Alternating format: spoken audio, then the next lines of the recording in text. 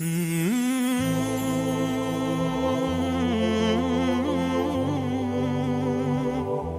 اللہ الرحمن الرحیم والصلاة والسلام علی رسولہ الکریم وعلی آلہ وصحبہ اجمعین۔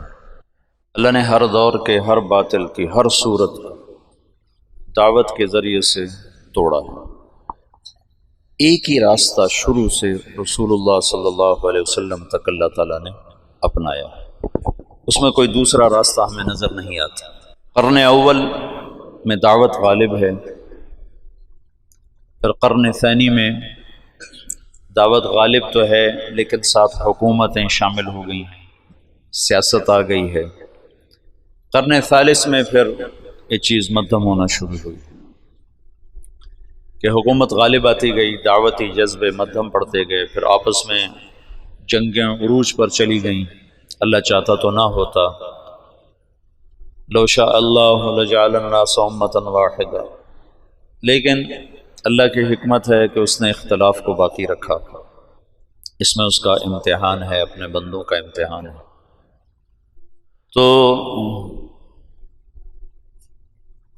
اس دین کی حفاظت اللہ کو مطلوب تھی، تو اس کے قبل اس کے کہ لوگ ہوا پرستی میں گمراہ ہوتے، اور وہ شخصیات جو مجمع علیہ تھیں، اور وہ شخصیات جو ہماگیر تھیں، جن کا علم زندگی کے تمام شعبوں سے جو متعلق ضروریات ہیں، ان سب پر ان کا علم حاوی تھا۔ ایک آدمی پورا مدرسہ ہوتا تھا۔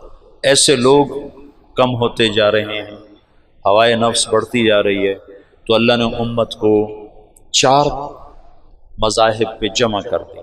یہ اللہ کا تکوینی نظام تھا۔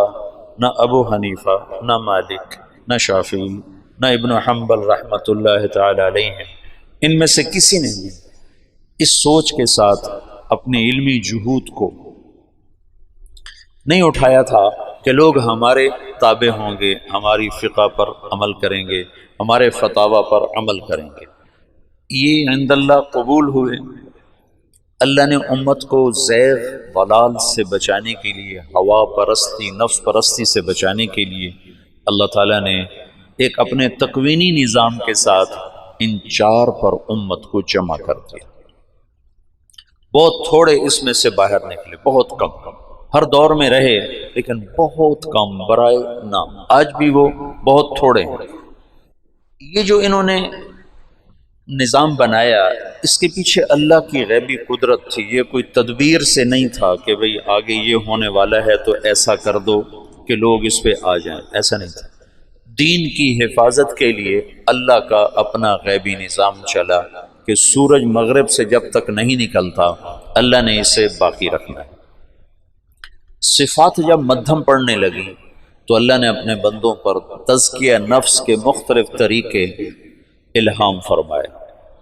یہ جو ایک وجہ لکھی جاتی ہے کہ پھر علماء میں دنیا طلبی پیدا ہو گئی تو پھر مشائخ نے یہ طریقے ایجاد کیے، یہ بات مجھے وزنی نہیں لگتی۔ علماء ہر دور میں تھوڑے ہوتے ہیں، اور اس دور میں اور بھی تھوڑے تھے۔ ایسے مدارس نہیں تھے، ایسے کھلے عام علم کا نظام نہیں تھا۔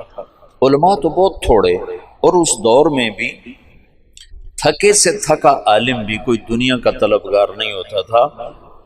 میں آج تمہارے دورے کے بچوں کو کہہ رہا تھا کہ آج بھی جتنے ہمارے مدارس سے فارغ ہونے والے لڑکے ہیں، 100 میں 1 کوئی ہوگا جو اس دین سے دنیا چاہتا ہوگا، ورنہ اس گئے گزرے دور میں بھی ساری کمیوں کے باوجود وہ مخلص ضرور ہوتا۔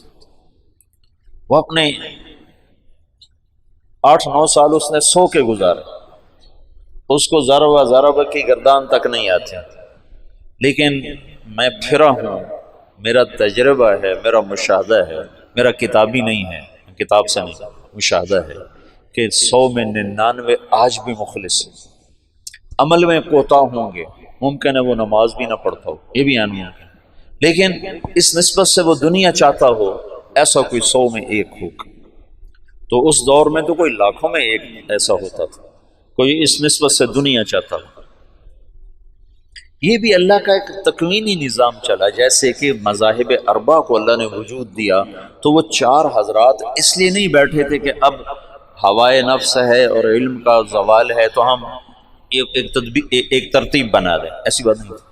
ایسے ہی یہ جو صفاتی محنت تھی یہ اس بنیاد پر نہیں تھی کہ علماء میں دنیا طلبی پیدا ہو رہی ہے، لوگوں میں دنیا طلبی پیدا ہو رہی ہے۔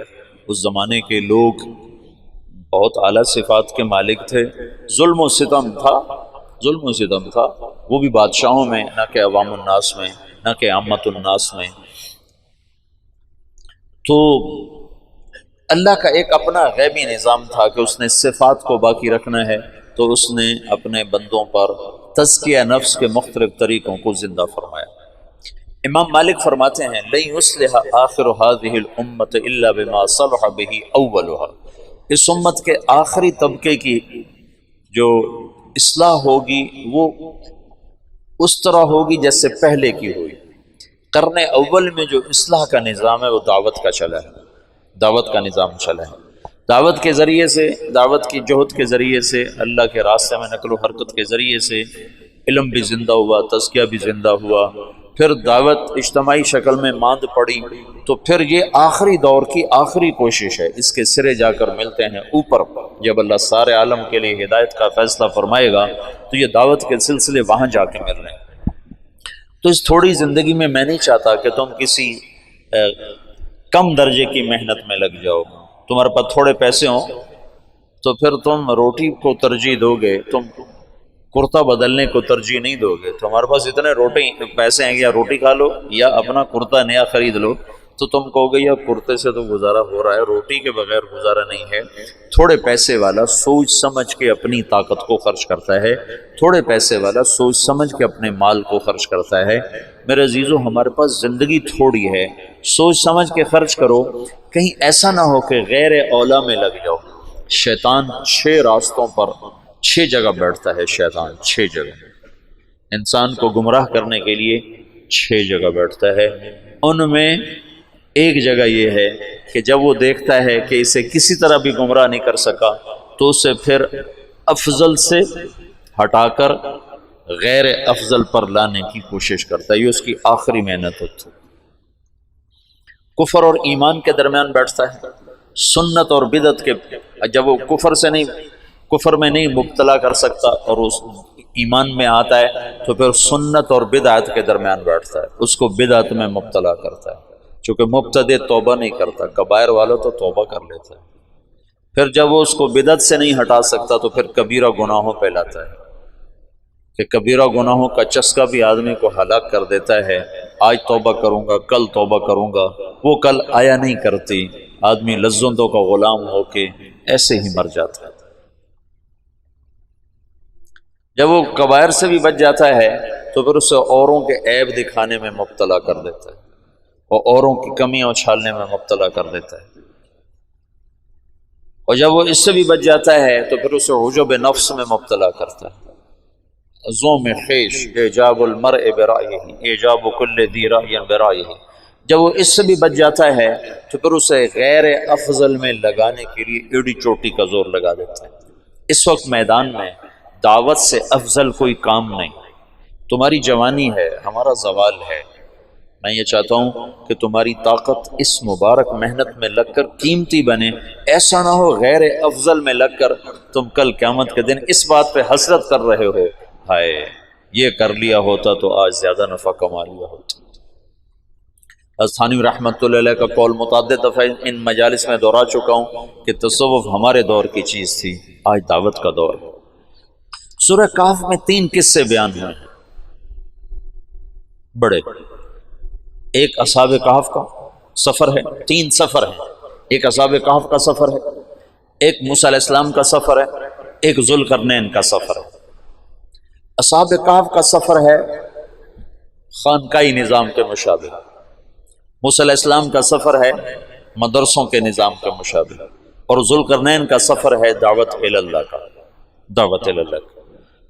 تو تزکیے کا منتہا غار ہے، فَأْوُوا إِلَى الْكَهْفِ يَنشُرْ لَكُمْ رَبُّكُمْ مِنْ رَحْمَتِهِ وَيُهَيِّئْ لَكُمْ مِنْ أَمْرِكُمْ مِرْفَقًا۔ غار پر پہنچے، سفر ختم ہو گیا، علم کا سفر مجمع البحرین تک ہے، لا ابرح حتی ابلغ مجمع البحرین او امضی حقبہ، تو علم کا سفر مجمع البحرین پر جا کر ختم ہو۔ ذوالقرنین نے کیوں سفر کیا؟ بادشاہی کے لیے، تو اللہ کو کیا ضرورت ہے ذکر کرنے کی؟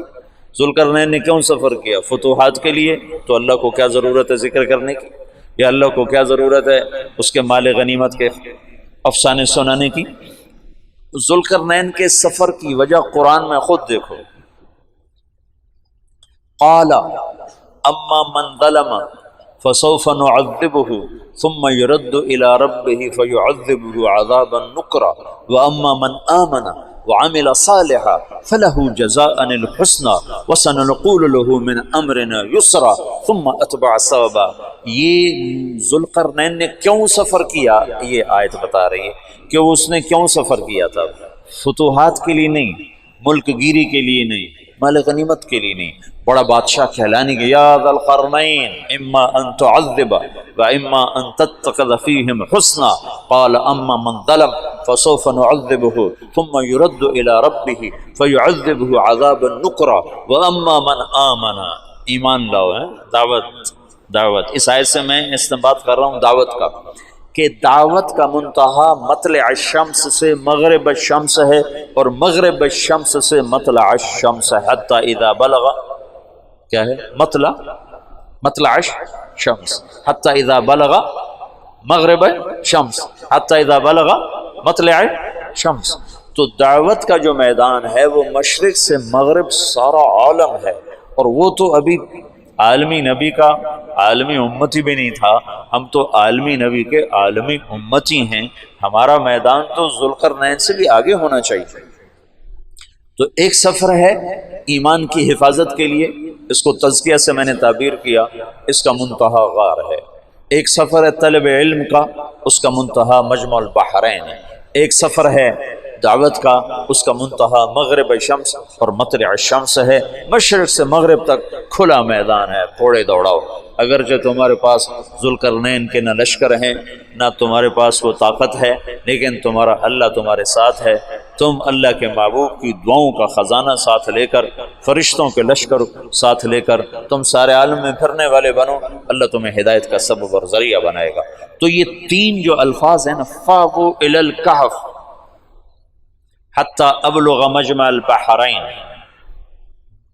حتی اذا بلغ مغرب الشمس حتی اذا بلغ مطلع الشمس، اس تینوں تعبیرات میں ہر عمل کی وسعت کو اللہ تعالیٰ بیان فرما رہا ہے۔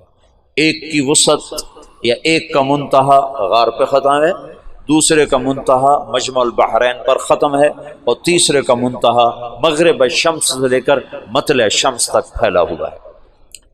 تو ہمیں تو اللہ کا نبی کہہ رہا ہے فَلْيُبَلِّغِ الشَّاهِدُ الْغَائِبُ، اور اللہ کہہ رہا ہے لِتَكُونُوا شُهَدَاءَ عَلَى النَّاسِ، فَلْيُبَلِّغِ الشَّاهِدُ الْغَائِبُ لِتَكُونُوا شُهَدَاءَ عَلَى النَّاسِ هُوَ اجْتَبَاكُمْ، چن لیے گئے۔ تو دعوت کی محنت کو تم اندر سے کرو،